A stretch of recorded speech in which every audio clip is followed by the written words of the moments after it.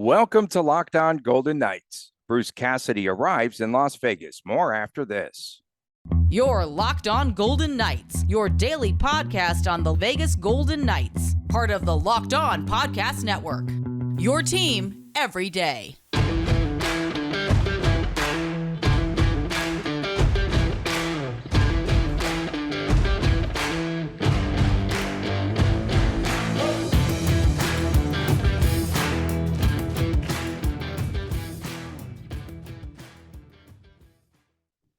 Hi again, everyone. I'm Tony Cardasco along with Chris Golick from Las Vegas. Hey, make sure that you subscribe to our at Locked On VGK YouTube channel today. And at Locked On VGK, I should say, on Twitter. You could find us there.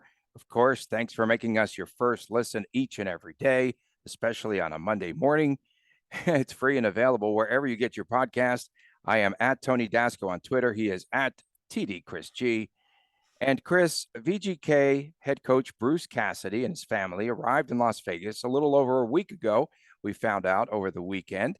On Sunday night, Cassidy was on the Vegas PR tour. He threw out the first pitch at the AAA Aviators game. It was high and outside his pitch. Angel Hernandez probably would have called it a strike, even though it was out of the strike zone. He threw a little bit of heat on that pitch, too, which was kind of surprising. But what happened was we read an article in the Boston Globe that came out on Sunday. Cassidy spoke to the Globe about his eventful offseason. A lot to discuss this morning. I want to start off about Cassidy's hour-and-a-half meeting with Jack Eichel. It was in Massachusetts. It was back there. And he said, of course, it's the offseason, Cassidy said, so there's no adversity, right? Had positive feedback from Eichel's first season, from the staff and the management here in Las Vegas coming back from the neck surgery. Nothing new to report there because it was pretty good. And I thought it was miraculous in his recovery and the way he came back. But he says that he wants to shape Eichel's game more or less as a 200-foot setter, take care of the details, the leadership, not doing too much some nights like in Buffalo. And he said that there won't be the same demands here. What are your thoughts about Eichel perhaps taking some nights off, so to speak? It's an interesting read and trying to connect all the dots to what Cassidy is saying right there. I guess starting with the demands, the point for that is VGK does have a solid roster around Eichel, whereas with Buffalo, Eichel was the man in charge of carrying the mail every single night. If Eichel wasn't there, that the Sabres really had little to no shot to succeed. So I think that's where we're starting there. What stood out to me about the comments and kind of scrolling through the article that you just said was the hour-and-a-half meeting. Of course, there's no adversity. Like, okay, I don't. Cassidy is coming across as calculated in the things that he says, kind of McCrimmon just kind of just goes and rambles, but McPhee is very calculated when he speaks to the media and who he speaks to, but that's another story for another time, obviously. And Cassidy is coming across as a very calculated individual who likes to possibly use the media to filter messages through, maybe. And just saying, of course, there's no adversity. Well, yeah, I mean, it's the off season, like, slow down a little bit, relax here. It's almost like he's expecting some type of trouble with Eichel down the line. Maybe that's taking it a little bit too far, but just that statement just kind of shakes me a little bit like, okay, just it's August 22nd, camp starts in 3 weeks. Let's just, take the foot off the gas a little bit, take the foot off the gas a little bit.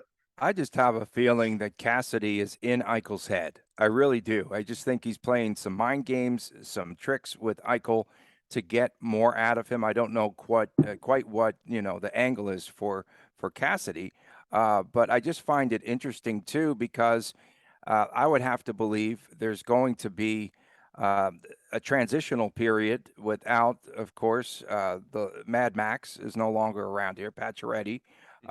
So they're gonna have to do something, right, to fill in some of those gaps this season. We don't know. We don't even know if Mark Stone is going to be 100% healthy coming into the season. So of course, more will be on the shoulders of Jack Eichel, of course.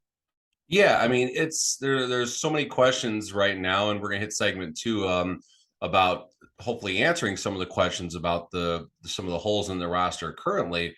But yeah, let's go back to the comment about Eichel and a 200-foot player. Like, I really felt he was the first couple of games back. I thought Eichel, he was slow and sluggish, which was expected. He just came off of a surgery, set up, basically 100% of the previous season. But after he started to get his legs under him, I did like him on both sides of the ice. I thought he was working hard on the other side of the blue line, playing defense and stuff like that. So I'm not saying Eichel maybe has the perspective of being a 200-foot player, but I felt he did a decent job at that for the last season. So again, maybe like you said, Cassidy is just Jedi mind tricks and mind games. Hopefully he's not that type of coach. I really hope he's not that type of coach, but certainly using the media to get points across and knowing when he meets with someone. I mean, these players pay attention. We've learned selfishly that the players pay attention to us. Logan Thompson has tweeted us directly, and Logan Thompson actually just tweeted somebody else over the weekend too about something. I forgot what it was, but it was very similar to the situation with me. It was, I got to find whatever that was. But point being is the players do pay attention to the media. They pay attention to what is said about them. They pay attention to what their coaches say. So sure, Cassidy is being very calculated right now, fully knowing whatever he says, it's going to make its way to Eichel, make its way to Stone, make its way to McCrimmon, McPhee, and everybody. And I think the PR tour maybe continues through the media. Yeah, for sure. And welcome aboard Sean Burke, who followed us this past weekend, the goaltender coach for the VGK. They can't stay away from us. But okay, so what we expected and what we thought, I should say, all along, just that last press conference where the players fired Pete DeBoer. Okay, let's face it. I feel as though still to this day, it was led by William Karlsson, who had a horrible season, I felt, and he blamed it all, lack of creativity and all that, on Peter DeBoer, okay, the golden child. Okay, so, but in any event, we found out through this article that the VGK, right, they kept Ryan Craig and Misha Donskoff because the players lobbied for those two coaches. Do the players here in Vegas have too much control? Shout out to Ryan Craig. I was actually watching him on the ice in Henderson, just working a practice session with, I want to say they're probably like 14 or 16-year-olds. And it's fun watching him. He puts as much into that, I think, as he does with the Golden Knights, if not more even maybe. But what was your question? My question was, did the players have the players lobby for here? Craig? And yeah. I mean, so Tony, we're learning again. I think I've alluded to this in every podcast we've been on, or we welcomed other hosts on and stuff like that. I really feel these exits interviews are much stronger than they ever have been, as far as these. I remember working on the strip and stuff like that every year. There was employee reviews where we review the employees, and then in turn we had these surveys where basically the line level employees are reviewing us, and it's a sweat. It really is. And I certainly loved and appreciate all my employees, but there's some employees that things don't necessarily go well, and you got to coach them and sometimes write them up and, in a sense, threaten them with their employment if things don't get better. And now that same employee has to come and review me, which personally affects my long-term employment, also affects my bottom line, getting my my bonus and things like that. So, much smaller scale, but it's really the same thing, I guess, at the NHL level, and maybe not just the NHL level, but all professional sports. But focusing on the NHL side, these employee athletes, GM, president sit-downs are of grave importance to the future of a coach, especially the coach who may have had a turbulent season. And how much did this team, hate's not the word to use, folks, but how much did this team not enjoy whatever Peter DeBoer had to offer? Because the team knows that they had 500 man games lost due to injury. Like, there's some level of compassion there for that. I don't care who you are on the team. But it still wasn't enough for them to just completely tee off in the exit interviews, whether it's 2 or 3 players or 6 or 7 players, or whether 3 or 4 players teed off and the rest of the players were like, he's okay. Like, what was really said in those interviews, Tony? Well, there was a lack of motivation, that's for sure, on the ice because this team was not inspired. A lot of the games, it just came out. They were flat. They didn't play with any emotion, and that's got nothing to do with the injuries. In this article, they talked about the defensemen and how they will play defense in the slide and squash sort of I've been looking. approach. I'm glad you found that. I've been scrolling my 5. I've been looking for that quote because I read that earlier. So I'm glad Yeah. you brought that up. So what they do, they'll deny the entry at the blue line, and I just want to see some of these players now having to be more defensive. They're going to have to play better defensively. And then in the power play, I think he kind of tipped us off here on what that might look like. Pietrangelo, Theodore, Eichel, Smith, and Marchessault will all have key roles in the power play unit. Yeah, I mean, and like I said, Cassidy, he's talking a lot right now, and I don't mind that. I certainly don't mind that. I mean, DeBoer was a little more. I liked the way DeBoer spoke. I think I made that point clear a few times. I enjoyed the way he interacted with the media, and just a small thing, how he always used everyone's name whenever he was asked a question. Something small I picked up on, whether it means anything or not, who knows. But Cassidy is certainly giving us some insight right now, and we're starting to. He's giving people like us a little bit of fuel to the fire, so we can talk on a Monday morning in August 22nd, trying to get through a 45-minute show here. But I'm enjoying what's coming out of his mouth. I'm enjoying the things he's saying. What's concerning me right now, though, is if things don't start well after 15, 18, 22 games, what side of Cassidy are we going to see? Because the adversity side. The adversity side, exactly, because there is a adversity side we already know about with Cassidy, which, those same exit interviews, I think, is why he was looking for a job and unemployed for 48 hours, which is really all it seemed like. So there's a side to Cassidy that is going to come out at some point. And I think I want to make it clear, if we do struggle and if Cassidy does show some stress, if he does show some just uncomfortable discomfort and stuff like that, I'm okay with that, because Gallant played a pretty even keel. He had a fiery side, but he was pretty even. DeBoer, I think someone could hit his dog on the way to work, and I think DeBoer would still be as upbeat and positive as ever, because that's just how he is. Maybe that's not the best analogy, folks. Apologies for that, but point being, DeBoer was very even. I can count on a number of times, and on one hand, I've seen him fired up in a game. And I recall one presser where he got mad and walked out in 2.5 years of trying to keep an eye on this sort of thing. So if Cassidy is the type that shows a little anger, that does show a little fire, and maybe slams the clipboard a couple of times or hits the podium in a presser, I'm okay with that. And maybe VGK does need that type of coach right now. On Logan Thompson, the article alluded to the fact that he could be Cassidy's Jeremy Swayman, who they molded into a pretty good goaltender in Boston. Absolutely. And on that, Cassidy said, in front of the goaltender, you have to check well. Said that you have to give those young players the confidence. That's how it is. And we know that Cassidy, his track record, he's been very hard on the younger players, saying that they have to earn their way in organizations. Yes. So I'm just curious what that dynamic might look like between Cassidy and Logan Thompson. I mean, I think the goalie in NHL is very comparable to a kicker in the NFL. If they're doing their job, making their layups, making their extra points, making their 42-yarders with ease, I think everything's going to be fine. Continuing with the kicker analogy, if they're making 3 out of 4 of their 50-plus yarders, I think they're going to be okay. Shifting to Logan Thompson, if he's making quality saves, making the saves he should, and not just LT, but any goalie, because we're going to talk about that in a little bit, but the goalie needs to, first of all, make their layups. They need to find a way to give their team a chance to win the game.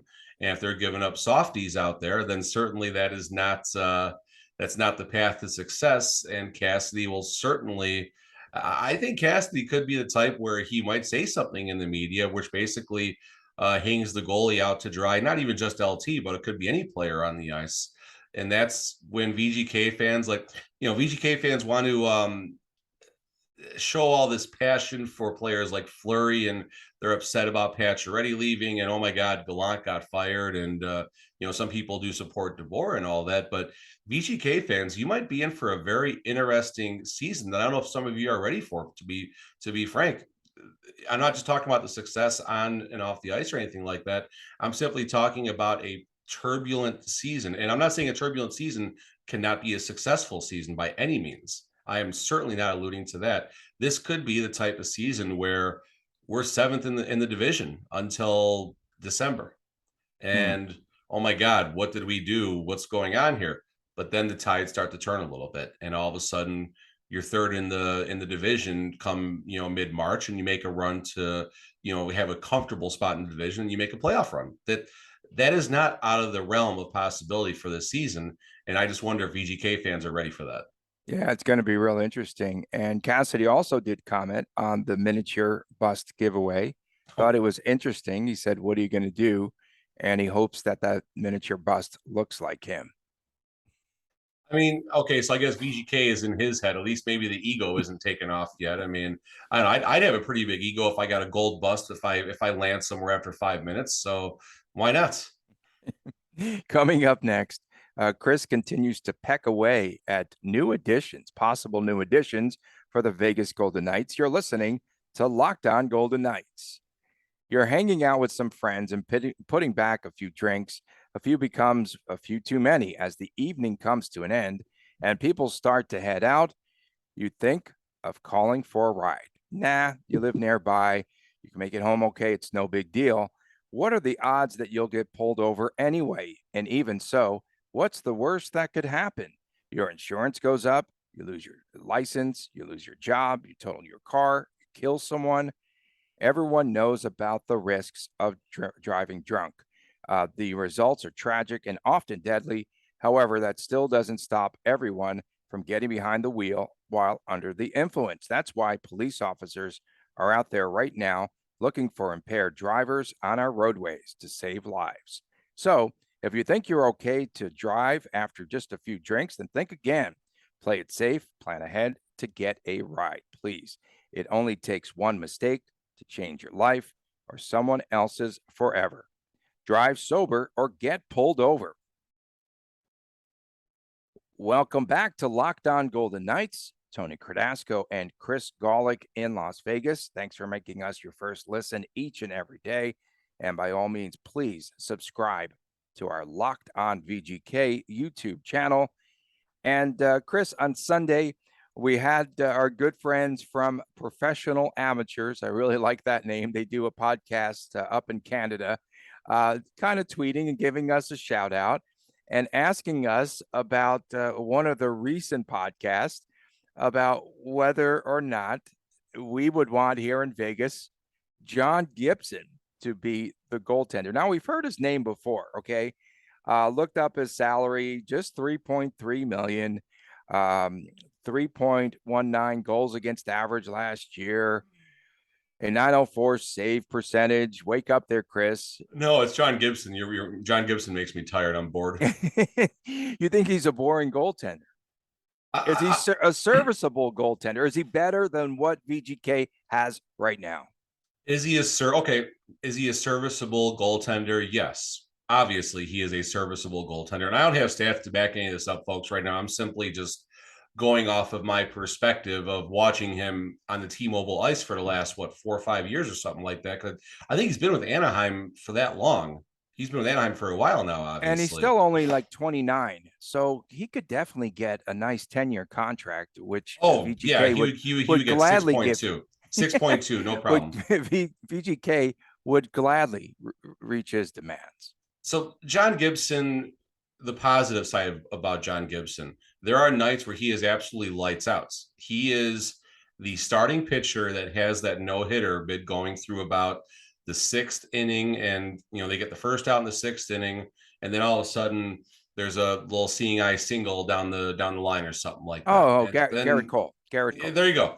And then all of a sudden, boom, the floodgates open. You snap your fingers, and there's 4 runs across the plate, and doesn't even make it out of the 6th inning. And John Gibson reminds me a lot of the hockey version of that. Gibson will be lights out for 28, 30, 37 minutes, whatever it is.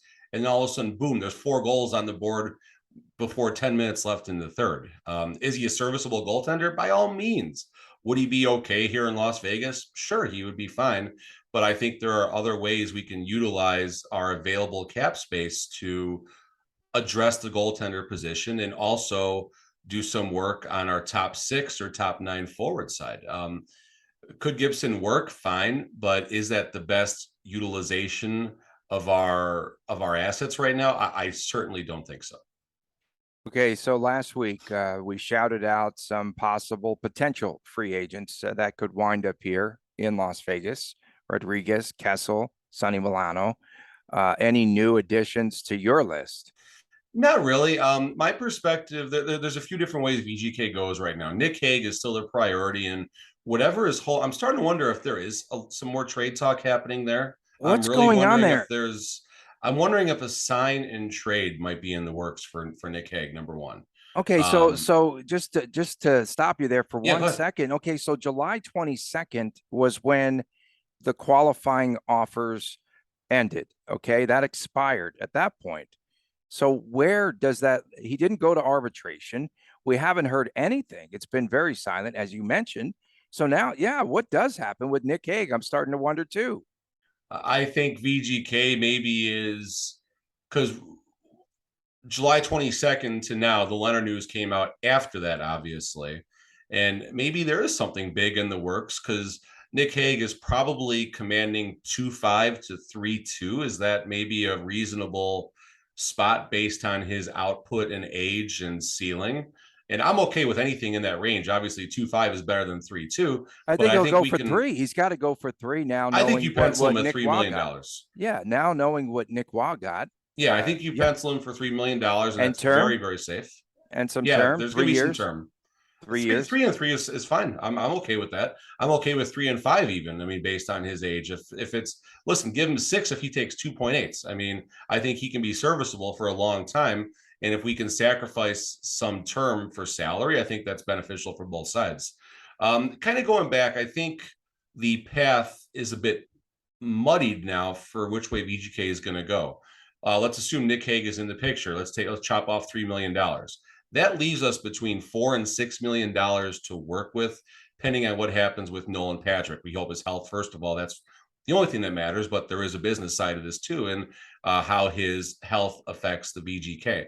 He's definitely starting an LTIR. I think we can comfortably assume that. And then I think there's probably some AHL time maybe to recondition. I don't know exactly how that works with his contract and history in the IHL.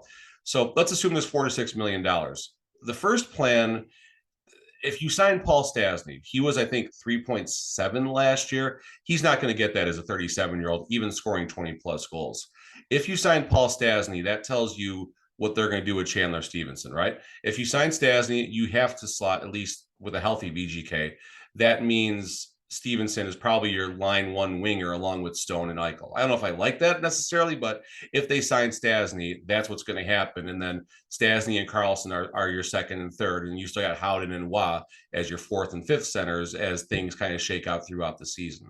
The other ways to go with this is looking at Milano, looking at Rodrigues, pardon me. Rodrigues, I believe, Milano was 1.7. Rodrigues was 1 million flat. They're both looking for a pay jump, obviously, or they would have re-signed by now, respectively, with Anaheim and Pittsburgh. And shout out to Milano. He was the recipient of that just crazy Trevor Zegras over the net pass where he batted the puck out of midair. That was just friggin' remarkable. So that would be fun. But he wants to not be known as the guy that received that pass. Also, he wants to be known as the 30-something point scorer that he was last season. So I think either one of those players, Rodrigues or Milano. So if we go Hague, Milano, or Rodrigues, I think that's a real solid way to round out the roster. What we're leaving out now is the goalie situation. I want to gamble. I want to gamble on the goalie situation. I want Logan Thompson to be our day one starter. And then Brossoit, whenever he comes into the picture, I don't think it's going to be long. I don't think it's going to be October 1st necessarily, but I don't think it's going to be long. So Logan Thompson, you either have Hutchinson or Patera as the backup. I don't love that scenario by any means, but I want to gamble that Logan Thompson is going to be able to carry the mail and Brossoit can pitch in for 15, 18, 20 games instead of having to be getting 4 or 5 starts in a row. When Brossoit was starting a lot of games in a row, things went bad. When he was coming in relief for Robin Leonard, he was fine last year. He was serviceable. If you go out and spend $3+ million on John Gibson, if you go out and Varlamov is still in the discussion, I think he's a $5 million hit. If you go and spend big money on the goalie situation, you might have enough. I say might. You might have enough money to sign Nic Hague. If there's some deal where we have to get Varlamov and then we have to give up Nic Hague, like, come on, what are we doing there? And the other thing is, if we go out after a Varlamov or even a John Gibson, you're telling me now all of a sudden Logan Thompson's back in the AHL, unless they were to try and trade Brossoit, which is not going to happen. No one's taking Brossoit right now.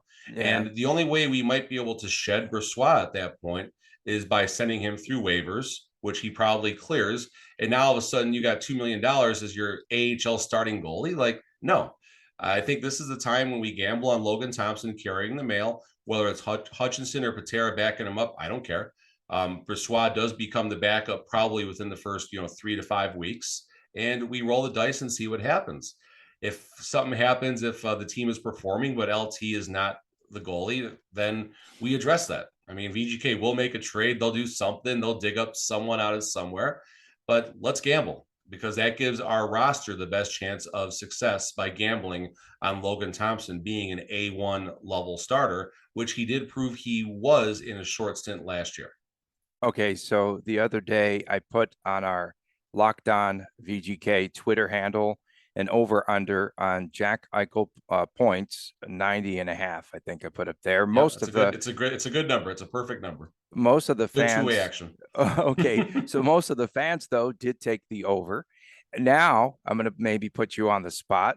Logan Thompson, what would be a successful season for number of starts for Logan Thompson? I don't know if number of starts is the metric, because it could be he's the man by default.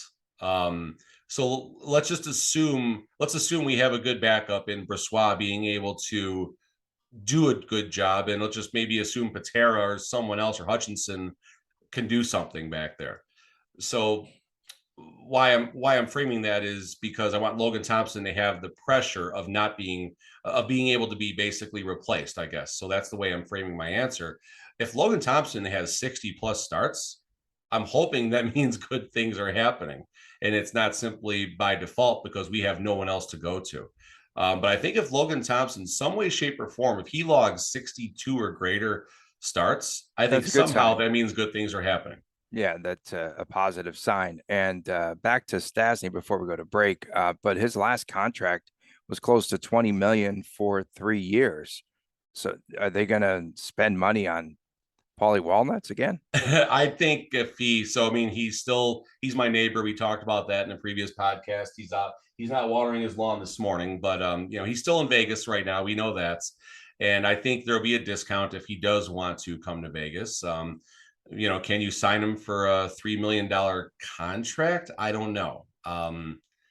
If they sign him for $3 million, I'll gamble. If our next signings are Stastny and Hague, I'll gamble. And the only goalie that we've thrown out there really fast before we do switch up segments here, Brayden Holtby is still out there. Brayden Holtby was a Dallas Star last year, famously made the most historic save on T-Mobile Arena ice, unfortunately.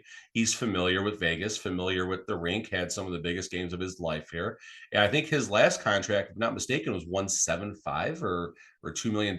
It was not a whole lot. So, if we can gamble on him for anything with a 1 in front of it, and then all of a sudden we have a two-headed horse of Logan Thompson, Brayden Holtby coming into the year, then fine, that could be interesting. But again, if Brayden Holtby plays well, that almost pushes Logan Thompson down to the AHL level too, which I guess if Logan Thompson is pushed to the AHL at any point this season, that also says things are going well for the VGK.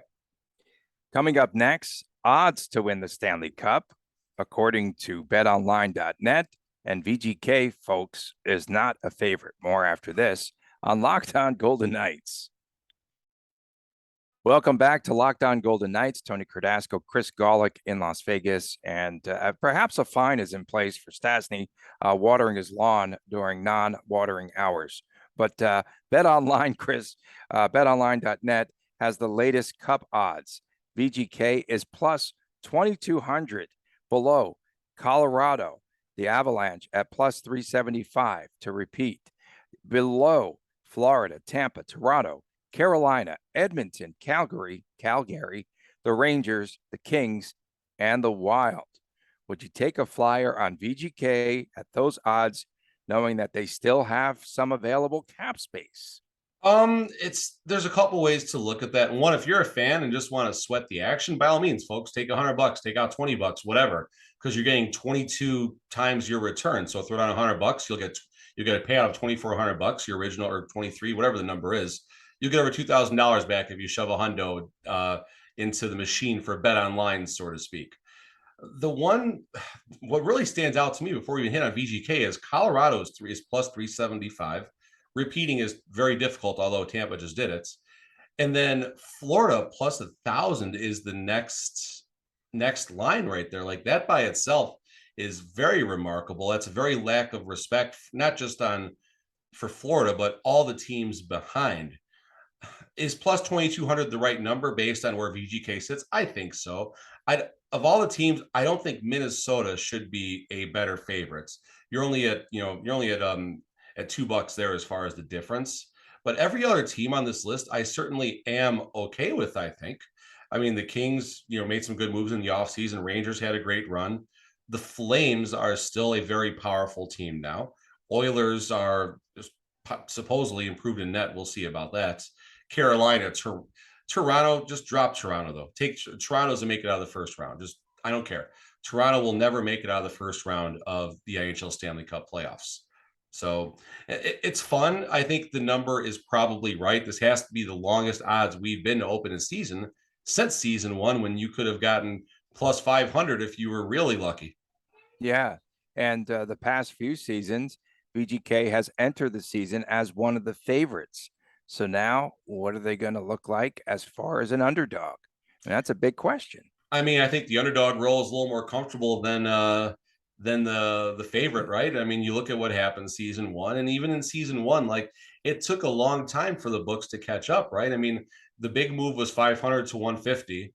And then after that, it kind of chiseled away a little bit here, a little bit there, but they were still always underdogs or small favorites at home. And I'll say this again, me and my buddies, Frank, Chris, and Jake, and all my good work buddies, Josh, we would just be laughing, VGK over, and then even better, we'd be firing these just terrible bets where they would be down in the first period. We're firing on the reverse puck line, them to win by 2 or more goals, getting plus 400. I mean, we all got pretty fat that season off of VGK betting, so that was certainly a fun place to be. And maybe this same thing might happen this year. They're going to be underdogs on a lot of the road games, and reasonable favorites in the home games for a while. And there is some value as far as the futures go if you do believe in this roster, if you believe in Eichel, if you believe in Logan Thompson, and I think most importantly, if you believe in Cassidy, go make a financial investment based on your opinion of how VGK is going to do, and have some fun and ride it out. He almost seemed, Cassidy in that article, resigned to have Logan Thompson as his starter. And he's like, I don't know if they're going to make any moves, what have you. But I wanted to, on the way out, talk about the World Juniors and that save by Mason McTavish. First of all, he lets up a 3-on-1, comes back, redeems himself, and Canada wins the juniors. Yeah, that was remarkable, folks. Just simply YouTube Mason McTavish. I'm assuming that's going to be the first thing that pops up out there. But what a just lucky, but you got to be in the right position, as weird as that sounds. Although I don't know how being behind your goalie is the right position, but you have to be in the right position to do something like that. And he was. The puck's coming in, and I don't even know if it got the blade of the stick or the shaft, but certainly amazing luck. And then he clears it out, and you had players celebrating. Shout out to the ref who had perfect position on the play. And yeah, just we're talking about live hockey in August still, so life is good. Yeah, and in 2026, the World Juniors, they announced this past weekend, are headed to the United States, And Las Vegas will be a candidate to host the World Juniors. So that would be pretty cool to have that event here. Yeah, I mean, Vegas hockey is expanding. I'm getting some knowledge that it looks like in November, the shovel's going to go into the ground, perhaps for another VGK HSK rink. Supposedly, our leading area is going to be down by the Raiders Stadium, down that area, by the M and all that. I mean, I'd like that for me. It's a short drive instead of having. I got to drive. I got 2 games tonight. I have to drive to City National for a 9:40 and 11 p.m. beer league games tonight. So I would much rather drive to the M. Well, the I'll start at the hockey rink and I'll go to the M, maybe pull some slots afterwards. All right, that sounds like fun. Chris, thanks again. And we thank all of you. Thanks for making us your first listen each and every day. Again, our podcast free and available wherever you get your podcast. And make sure that you subscribe to our new YouTube channel. I'm Tony Cardasco for my man, Chris Golick. We'll see you tomorrow. Not tomorrow. We'll see you Wednesday. We're on summer hours still. We'll see you on Wednesday right here on Locked On Golden Knights.